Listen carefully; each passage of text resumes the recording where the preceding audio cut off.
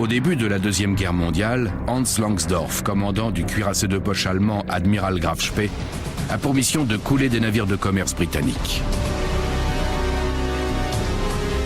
Le Graf Spee devient l'ennemi public numéro 1 du Royaume-Uni et Langsdorff, la cible de la marine la plus puissante du monde. Le contre-amiral Henry Harwood l'affronte au cours du premier duel naval de la guerre.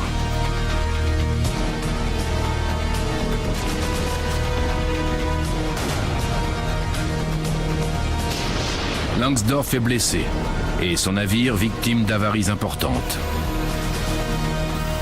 Au moment où l'Allemand rallie tant bien que mal un port d'Amérique du Sud, il doit prendre une décision cornélienne. Hitler l'accusera de lâcheté alors qu'il aura tenté de sauver son navire, son équipage et l'honneur de sa patrie. Depuis plus de 70 ans, le Graf Spee cache un secret dans l'embouchure du Rio de la Plata. Mais aujourd'hui, nous allons vous révéler la vérité entourant son naufrage.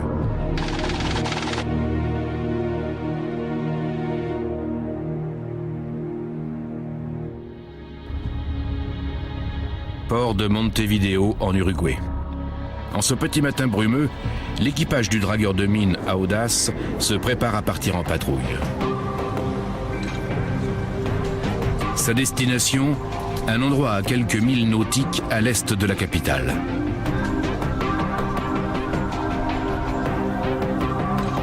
La marine uruguayenne est chargée de surveiller l'épave d'un bateau qui a coulé il y a plus de 70 ans.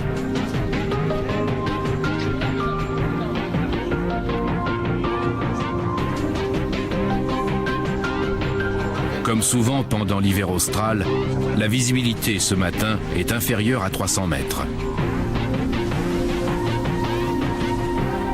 Mais ces marins ont un rendez-vous à ne pas manquer avec l'admiral Graf Spee.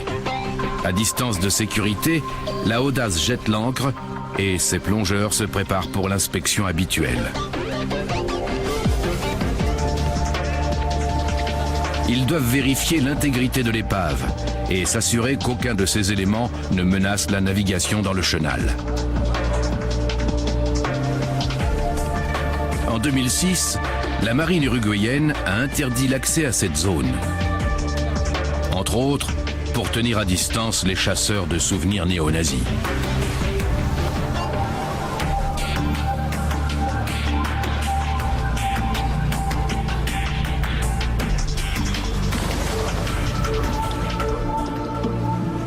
Travailler ici n'est pas chose facile. Les courants forts peuvent emporter les plongeurs inexpérimentés.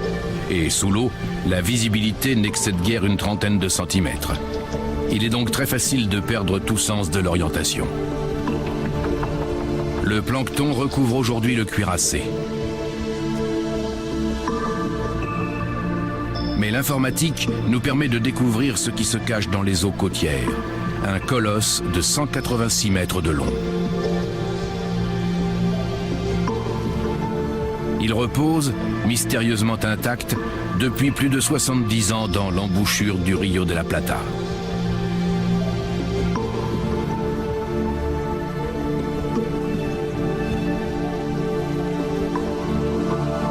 Sa présence est le résultat d'une décision pénible, prise le 17 décembre 1939.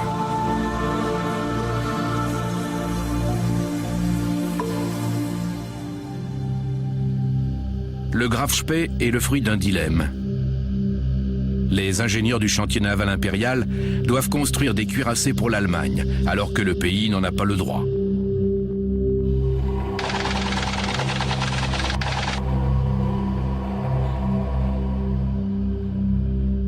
La solution, c'est l'admiral Graf Spee. Après la défaite de 1918, l'Allemagne s'est en effet vue interdire de construire des bâtiments de plus de 10 000 tonnes. La parade, les cuirassés de poche. Les trois premiers sont produits rapidement et disposent de la puissance de feu d'un navire de guerre ayant 3 fois leur jauge. C'est une première dans l'histoire de la marine.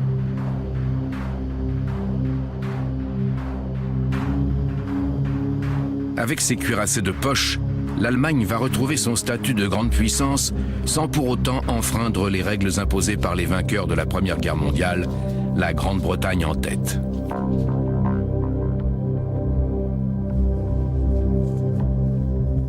L'historien naval Jan Michael Ewitt a étudié le raisonnement qui a conduit à la fabrication de ces bateaux. Le concept stratégique à l'origine du Graf Spee était le suivant. Ce navire devait être plus rapide que tous ceux ayant une puissance de feu supérieure. Et sa puissance de feu devait être supérieure à celle de tous les bâtiments plus rapides. Il devait intervenir juste avant la guerre, et il était conçu pour lutter contre les navires de commerce ennemis.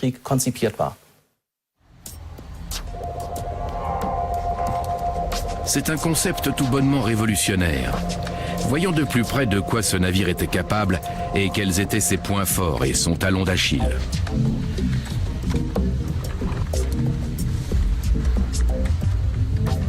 Parfaitement adapté à son rôle de pirate de haute mer, il a une coque novatrice. Pour la première fois sur un bâtiment de ce gabarit, elle n'est pas rivetée, mais soudée. Car moins il y a d'aspérité, moins l'eau exerce de résistance. Et cela permet d'alléger le bateau, même si pour limiter le poids total, il faut aussi sacrifier des éléments de blindage importants. Le Graf Spee est propulsé par des diesels et non par les habituelles turbines à vapeur. 8 moteurs de 9 cylindres fournissent plus de 55 000 chevaux qui assurent une excellente vitesse de pointe et un rayon d'action gigantesque. Mais s'il est extrêmement efficace, ce groupe moteur est complexe et n'a jamais été utilisé. Le Graf Spee est un pur sang dessiné pour la course en mer. Et comme un cheval, il va avoir besoin d'attention et de soins permanents.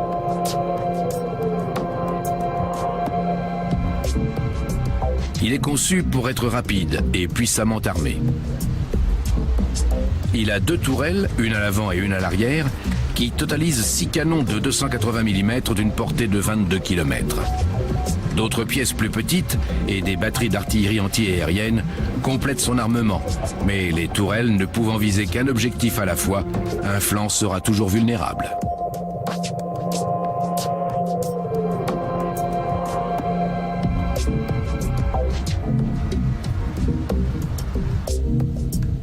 De plus, son blindage est tellement léger qu'il en est presque inexistant.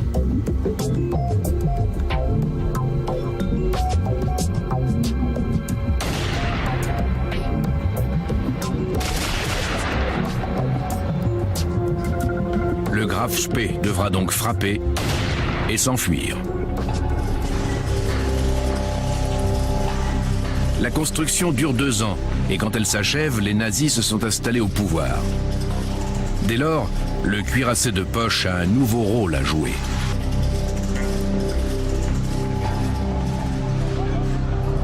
Le rôle de vitrine de la Kriegsmarine. Pourtant, alors que les nuages se massent au-dessus de l'Europe, le poste de commandant de ce navire prestigieux échoua à un candidat inattendu. Nommé en octobre 1938, il s'appelle Hans Langsdorff. Capitaine de vaisseau et ancien combattant décoré de la Grande Guerre, il n'a rien d'un nazi fanatique.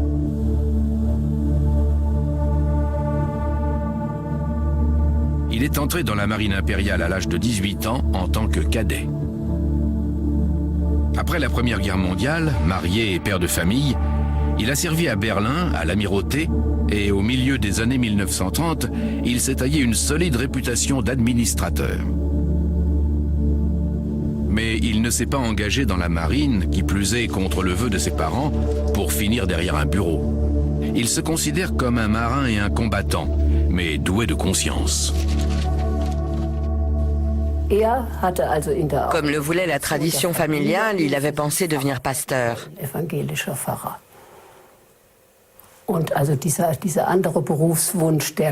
Donc cet autre choix de carrière a paru très surprenant à toute la famille. Mais je pense qu'il a été marqué par l'empreinte très forte laissée par son milieu familial protestant et que ça l'a accompagné pendant toute sa vie.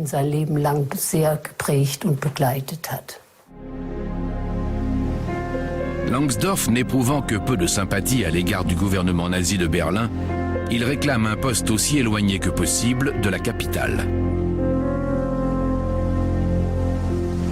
Quand il se voit confier le commandement d'un fleuron de la marine allemande, il a l'impression de décrocher le gros lot, car le Graf Spee est le navire le plus moderne de son époque.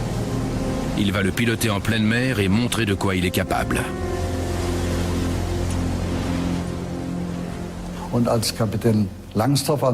Quand le capitaine de vaisseau Langsdorff est monté à bord, c'était une nouveauté d'avoir un commandant aussi jeune et qui était connu dans toute la flotte. Bien sûr, tout le monde s'était fait des idées à son sujet. Mais dès qu'il s'est présenté, j'ai vu que c'était un officier qui avait de l'allure, qu'il était moins âgé que la moyenne. On lui a rendu les honneurs militaires. Tout le monde le tenait en haute estime, tant il était loyal et tant il savait s'y prendre avec les gens. Dès le départ, Langsdorff traite officiers et matelots avec le même respect. Faisant fi des différences de classe, il soude son équipage de 1100 marins pour qu'il fonctionne comme une seule et même entité. Et bientôt, il a l'occasion de mettre à l'épreuve les capacités des hommes et celles du bateau.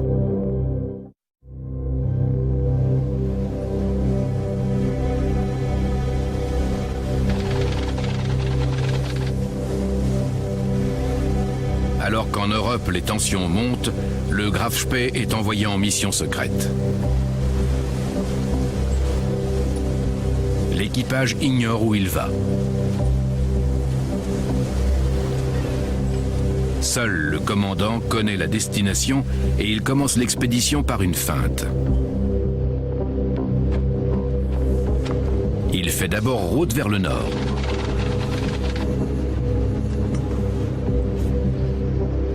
Puis, au bout de 3 jours, au milieu de l'Atlantique Nord, il met cap au sud.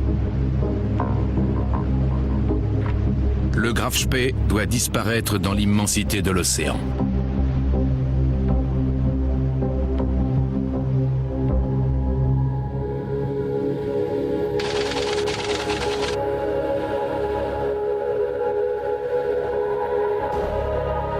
Dans les archives, on trouve un document qui éclaire les décisions contestées que Langsdorff va prendre au cours des semaines suivantes.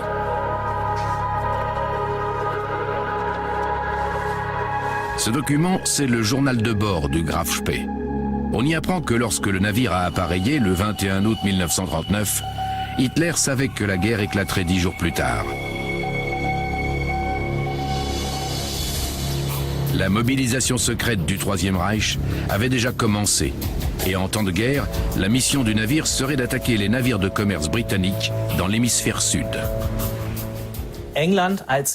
Du fait qu'elle est une île, l'Angleterre dépendait de l'approvisionnement en denrées alimentaires et en matières premières. C'était son talon d'Achille. Et par conséquent, Langsdorff a cherché à couper les voies maritimes pour affaiblir le pays de manière décisive. Les colonies britanniques étant éparpillées sur 4 continents, le commerce à destination de la métropole est très vulnérable. Mais la mission de Langsdorff est double. Si le Graf Spee force la Royal Navy à envoyer des bateaux dans l'Atlantique Sud, les défenses britanniques en Manche et en mer du Nord seront affaiblies au moment où les Allemands envahiront l'Angleterre.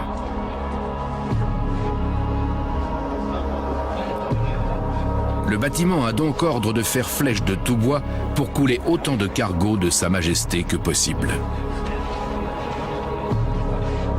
Seule ombre au tableau, les 2 pays ne sont pas encore en guerre.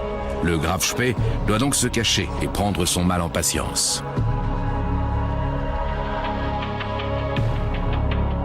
L'équipage a quasiment l'impression de passer des vacances sous le soleil des tropiques.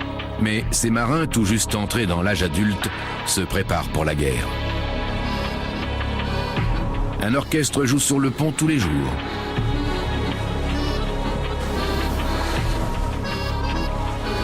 Les haut-parleurs diffusent des airs allemands. Beaucoup de ces marins sont loin de leur foyer pour la première fois. Langsdorff les laisse profiter de ces moments de paix.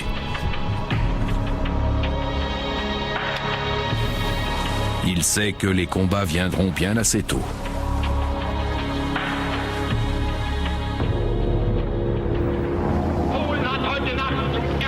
Le 1er septembre 1939, dans une allocution radiophonique, Adolf Hitler accuse des forces polonaises d'avoir attaqué l'Allemagne. Aussitôt, les soldats du Troisième Reich passent à l'action. La Deuxième Guerre mondiale vient de commencer. Langsdorff, lui, ne fait rien.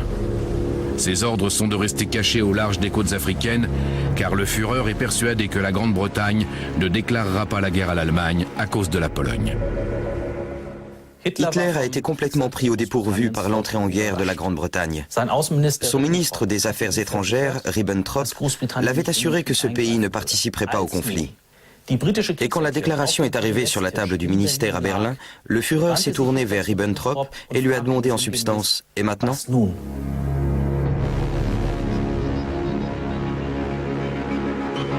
Le haut commandement patiente encore 3 semaines, puis le 26 septembre autorise les attaques contre la marine marchande britannique.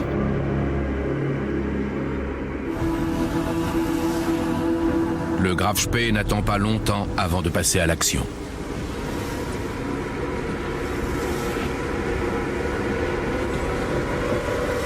En mettant le cap à l'ouest pour croiser les routes commerciales de l'ennemi avec l'Amérique du Sud, il intercepte sa première victime.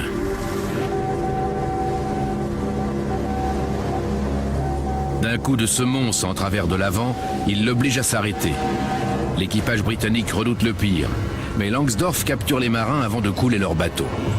Il applique les règles de la guerre à chaque attaque, mais certains commandants le contestent. Le capitaine de vaisseau Dove a quitté l'Africa Shell pour monter à bord. Il portait un Bermuda et un... comment ça s'appelle déjà? Un casque colonial. En arrivant à bord, il a dit « Je me trouvais dans la zone détroit nautique ». Notre commandant a répondu « Non, ce n'était pas le cas. Vous étiez à l'extérieur, sinon nous n'aurions pas attaqué. » Ils se sont un peu disputés et le commandant a dit « Venez dans ma cabine ». Et sur une carte, il lui a montré qu'on était ici et qu'eux étaient là.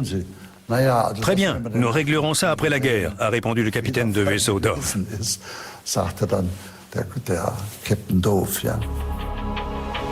L'Allemand traite son homologue britannique en ami digne de confiance. Il a eu une relation privilégiée avec le capitaine de vaisseau Dove. Il a trouvé en cet homme quelqu'un qui lui correspondait et avec qui il pouvait réellement discuter.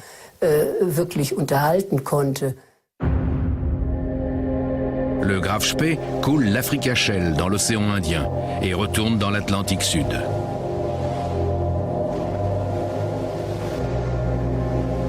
Langsdorff s'efforce de brouiller les pistes.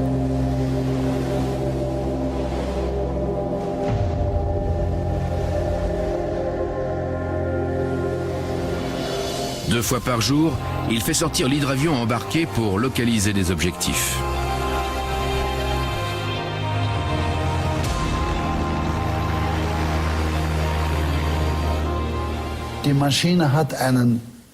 L'avion effectuait un circuit en triangle.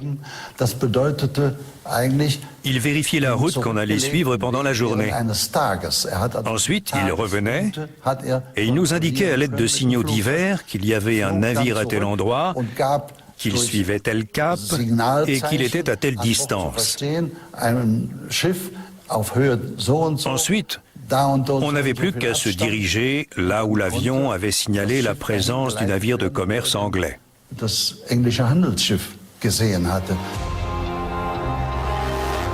L'Arado 196 est catapulté au décollage et treuillé à bord une fois sa mission terminée. Cet aéronef étant un prototype, son moteur a constamment besoin d'être réparé et finira par tomber en panne une bonne fois pour toutes. Mais il y a suffisamment de cibles pour les torpilles du Graf Spee. Lors de la première semaine d'hostilité, environ 14 000 tonnes sont coulées.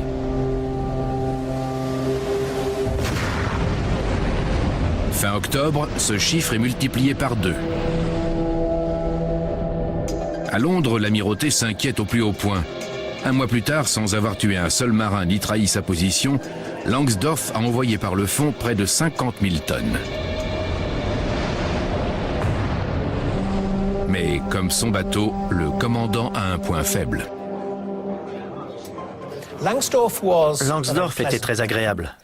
Il s'entendait très bien avec ses prisonniers britanniques, qui avaient le plus grand respect pour lui, et c'était un bon marin.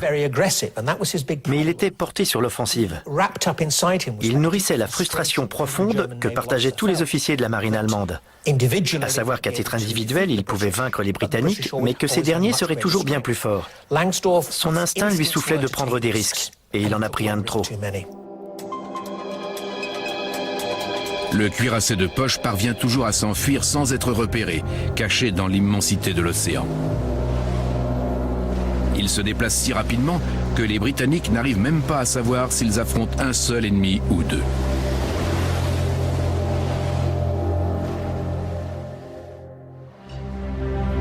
L'Amirauté à Whitehall, à Londres.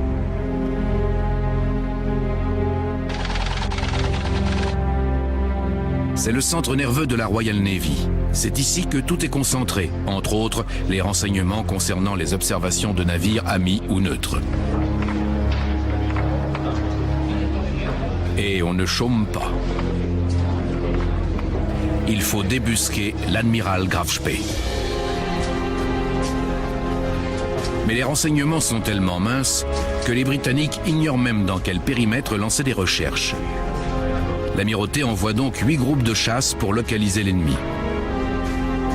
Le deuxième objectif de la stratégie allemande est atteint. Les bâtiments de la Royal Navy doivent s'éloigner des eaux territoriales à la recherche d'un seul cuirassé de poche.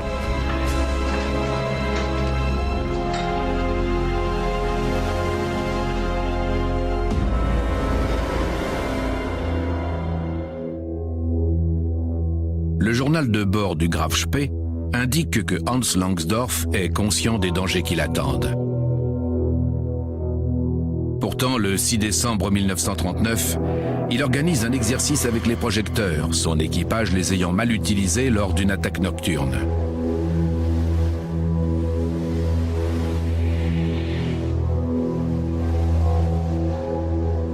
Les projecteurs du Graf Spee sont visibles de très loin. Dans l'Atlantique Sud, le cuirassé censé rester invisible se met à briller de 1000 feux. Soudain, une vigie repère un cargo à l'horizon.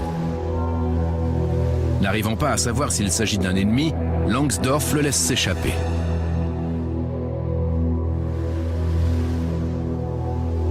En une nuit, cela fait 2 erreurs graves.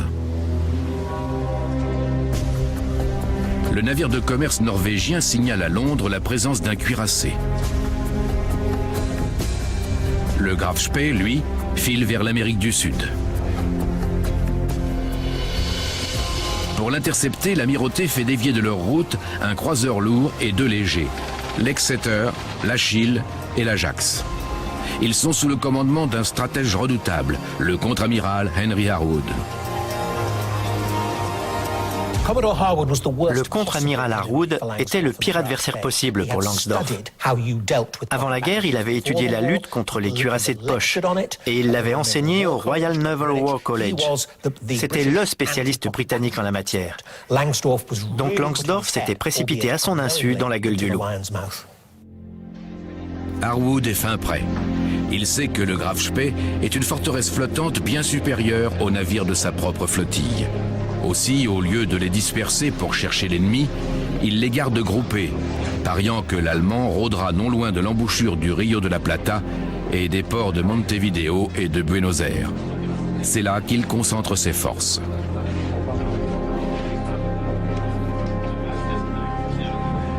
Il prépare une manœuvre d'enveloppement. L'Exeter attaquera d'un côté, l'Ajax et l'Achille de l'autre, puisque l'adversaire ne peut tirer que dans une direction.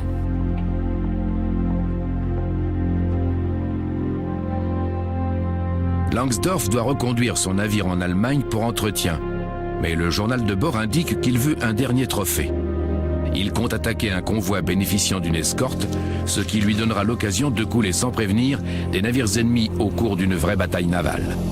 Mais cela contrevient aux ordres de Berlin et cela coûtera cher en vies humaines. Langsdorff était officier de marine, c'est-à-dire que c'était d'abord un soldat et ensuite un marin. Et en tant que tel, son objectif était naturellement d'affronter l'ennemi pour lui infliger autant de dégâts que possible. Sa propre humanité passait au second plan.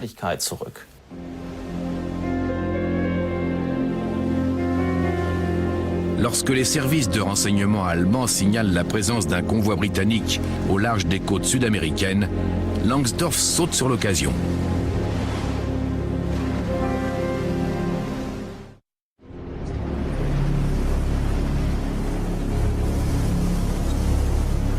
Au matin du 13 décembre 1939, la visibilité est parfaite et la mer calme.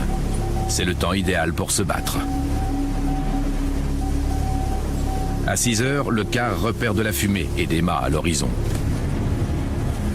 Langsdorff fait mettre en avant toute et dirige son navire vers ce qu'il prend pour un convoi britannique. Mais les cargos sont en fait les bâtiments de guerre de Harwood.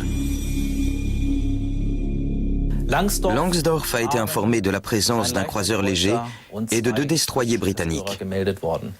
En réalité, il s'agissait d'un croiseur lourd et de 2 légers. Par conséquent, il a essayé d'anéantir celui de ses adversaires qu'il pensait être le plus faible pour échapper à la poursuite.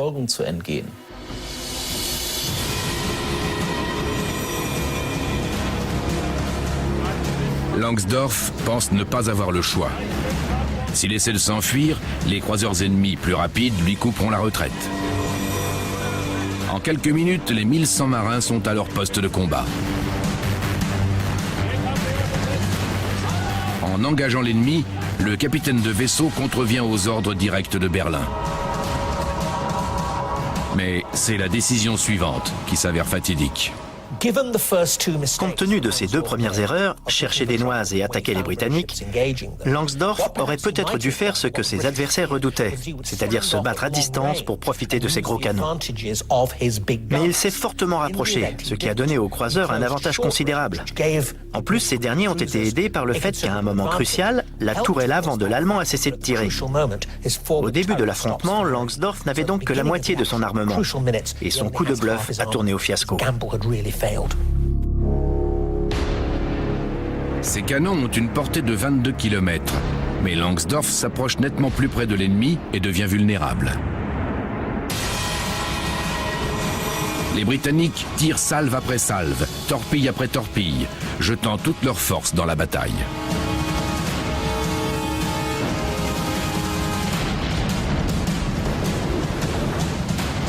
Langsdorff tente de louvoyer, en vain.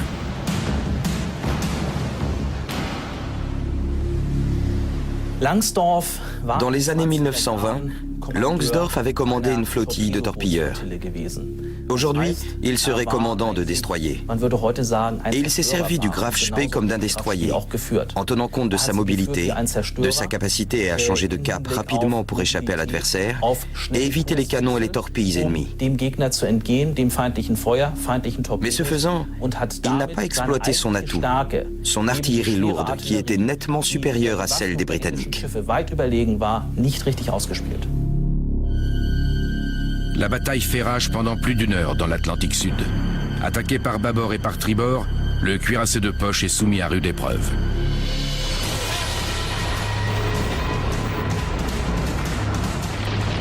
Le navire n'est pas invincible. L'absence de blindage se fait cruellement sentir. Un obus a touché sa cible, une batterie anti-aérienne. Il y avait 2 canons et l'obus a fait mouche entre les 2. Il n'est plus rien resté du tout du servant qui était à l'intérieur. Il a fallu tout nettoyer à la lance à incendie. Il ne restait plus rien. L'explosion avait désintégré le marin.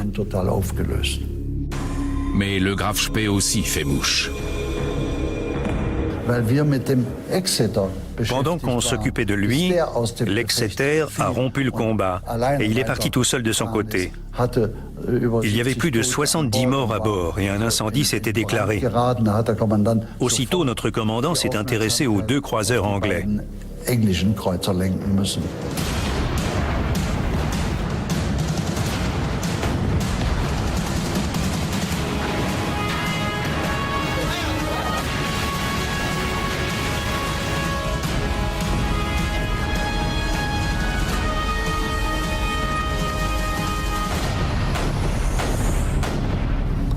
À ce moment-là, on a encaissé plusieurs obus parce que les deux croiseurs avaient pu s'approcher de nous.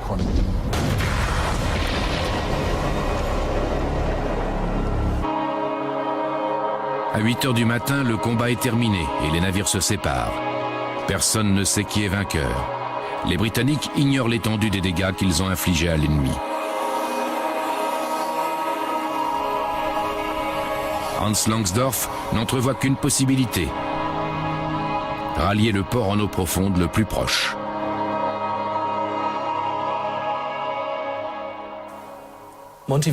C'est l'officier chargé de la navigation qui a proposé Montevideo à Langsdorff. On entend souvent dire qu'il aurait peut-être fallu pousser jusqu'à Buenos Aires.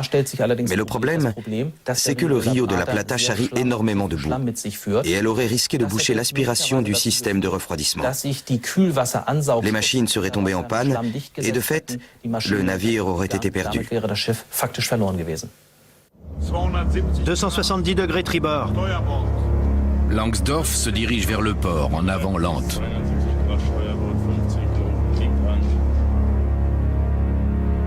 L'Ajax et l'Achille suivent le géant blessé à environ 16 nautiques de distance.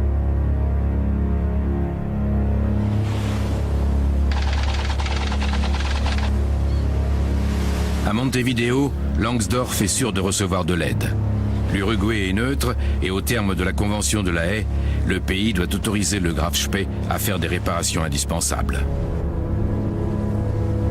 Le navire est en piteux état. Une partie du circuit de moteur diesel est endommagée et la coque est percée au-dessus et en dessous de la flottaison. Langsdorff a besoin d'un maximum de temps pour réparer s'il veut rallier l'Allemagne. Mais la neutralité de l'Uruguay est toute théorique.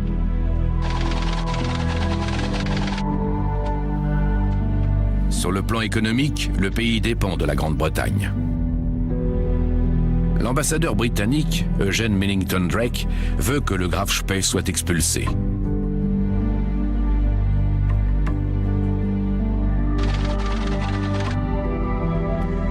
Son homologue allemand, Otto Langmann, va faire de son mieux pour que le cuirassé de poche puisse rester le temps nécessaire.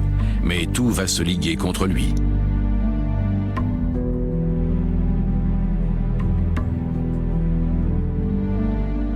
La petite communauté allemande de la ville, à l'écoute de la radio locale, ne peut apporter aucune aide à ses compatriotes.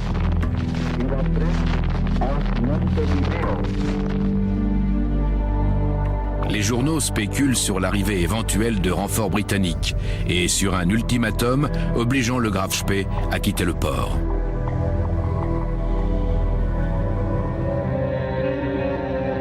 Le 14 décembre, des corps sont débarqués du bâtiment allemand.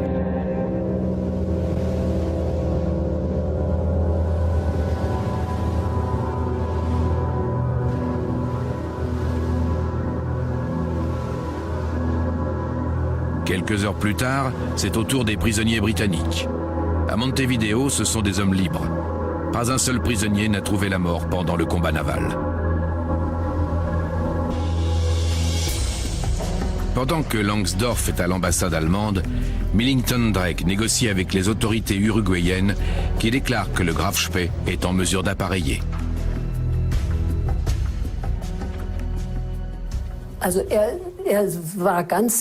Il était absolument persuadé qu'il ne pourrait pas s'enfuir avec ce bateau. Il voulait obtenir du gouvernement de Montevideo une semaine, je crois, pour faire les réparations. Ensuite, il y avait la question de la vitesse et du ravitaillement de l'équipage pendant la traversée. Et il fallait que tout se passe parfaitement.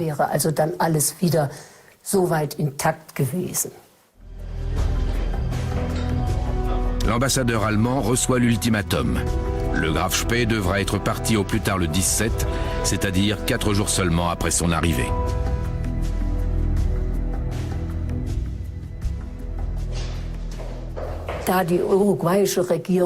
Étant donné que le gouvernement uruguayen était très influencé par l'Angleterre, qu'il était constamment sous la pression des Britanniques, en la personne de Millington Drake, on peut dire a posteriori que la situation politique a été mal évaluée. L'Uruguay a accordé 2 jours d'immobilisation au port et penser que ça suffirait pour réparer était complètement illusoire. Les funérailles des marins allemands ont lieu le 15 décembre. Langsdorff s'adresse ensuite à ce qu'il reste de son équipage. Il est monté à bord et il a annoncé à ses soldats et à ses officiers qu'il était impossible de sortir du port sain et sauf sans livrer un autre combat et qu'il ne restait plus que 168 obus de 280. Ça ne suffirait pas, vu qu'avec ça, on ne pouvait tenir qu'1 heure environ. On ne pourrait pas retraverser l'Atlantique, puis la Manche, pour rallier l'Allemagne. On le savait tous.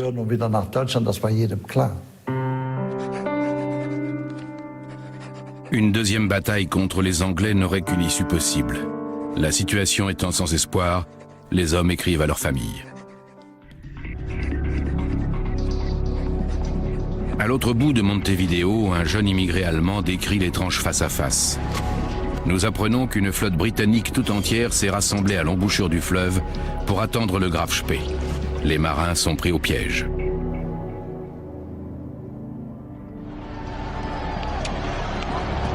Une nouvelle s'ébruite. Le cuirassé de poche allemand est sur le départ.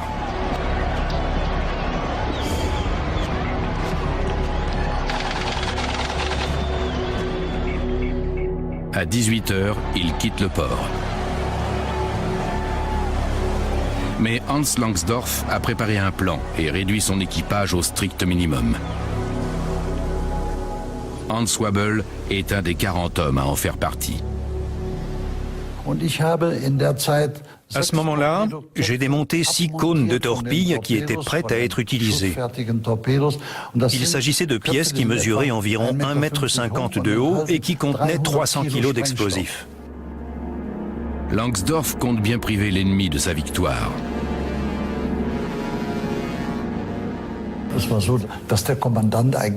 Le commandant avait décidé de couler avec le navire lorsqu'il se saborderait. Mais les officiers qui étaient avec lui ont dit « Non, on montera tous sur les bateaux et on verra bien ». En fait, ils l'ont empêché de rester à bord alors que lui était prêt à mourir.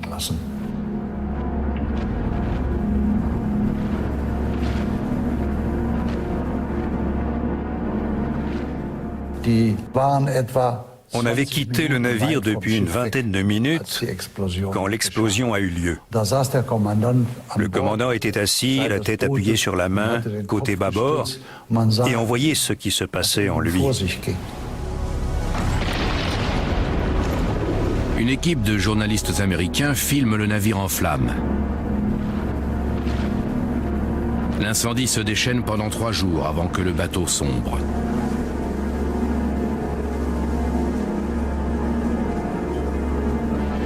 Mais Langsdorff a damé le pion à ses ennemis. Ce ne sont pas eux qui ont coulé son navire.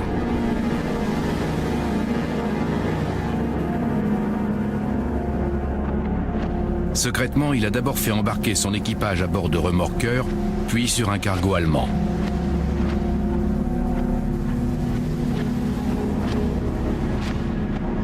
Ce dernier a remonté le Rio de la Plata pour conduire les marins jusqu'à la capitale argentine, Buenos Aires.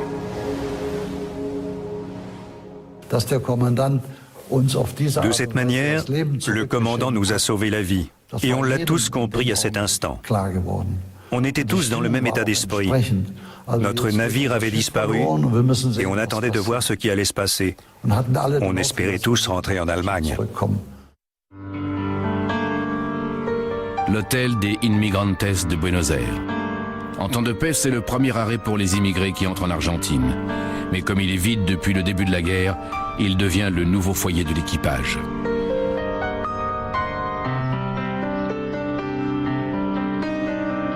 Langsdorff a encore une responsabilité à l'égard de ces hommes. S'arranger pour que les autorités les traitent comme des naufragés, car ce n'est qu'à cette condition qu'ils échapperont à une incarcération. Mais en vertu du droit international, l'Argentine, pays neutre, doit les garder comme prisonniers. La seule concession du gouvernement argentin consiste à les autoriser à vivre dans des familles allemandes de la capitale. En revanche, ils n'ont aucun espoir de rentrer chez eux. Dans son discours, le commandant a déclaré qu'il était très satisfait du comportement de l'équipage et qu'on allait voir comment on allait s'en sortir.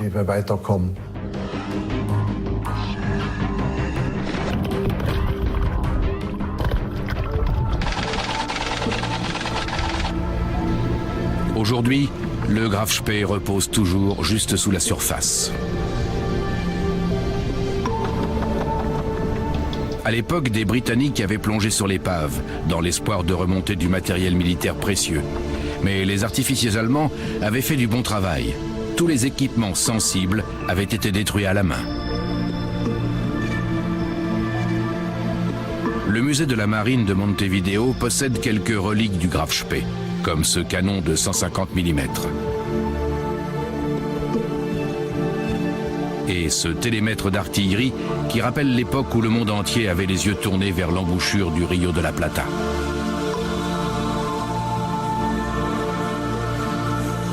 Langsdorff endosse la responsabilité de la perte de son navire, mais les journaux sud-américains le traitent de lâche.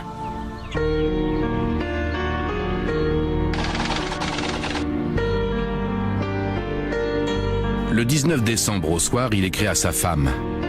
Il doit être clair pour un commandant ayant un solide sens de l'honneur qu'en pareille circonstance, son propre destin est indissociable de celui de son navire. J'ai repoussé le moment de mettre ma décision à exécution tant que le bien-être et la sécurité de mon équipage étaient sous ma responsabilité.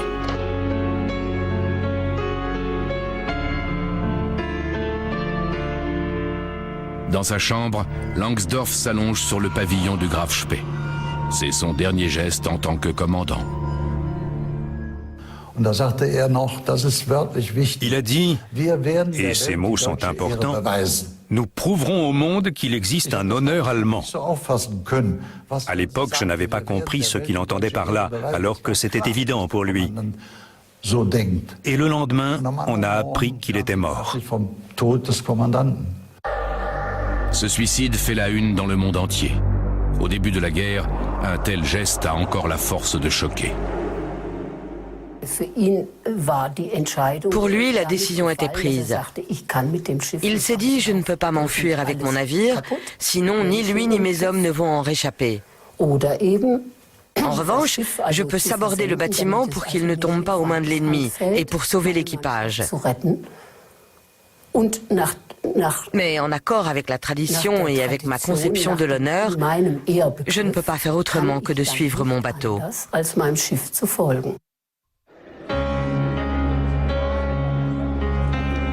Le commandant du Graf Spee est enterré avec les honneurs militaires. Des milliers de gens se massent dans les rues.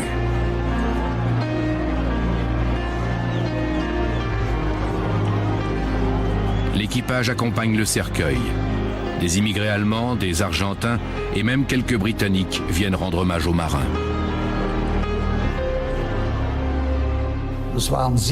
Il y a eu 7 véhicules, rien qu'avec des couronnes mortuaires. C'était incroyable de voir ce que la population a ressenti à la mort du commandant. Après, on s'est un peu senti orphelin.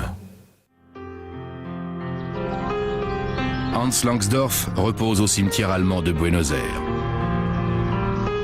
La propagande nazie exploite ses funérailles. Personne ne reproche quoi que ce soit à Langsdorff. Pourtant, sa veuve ne touchera jamais une retraite complète. Hitler accusera plus tard le défunt d'avoir fait preuve de lâcheté en refusant de disparaître avec son navire. Mais la vie de son équipage comptait plus aux yeux de Langsdorff que l'obéissance aveugle et la fidélité à la patrie. La marine argentine aidera l'essentiel de son équipage à échapper à l'incarcération. Et ses marins rentreront en Allemagne pour se battre. Resté en Argentine, Hans Wabel est toujours reconnaissant à l'homme qui lui a sauvé la vie.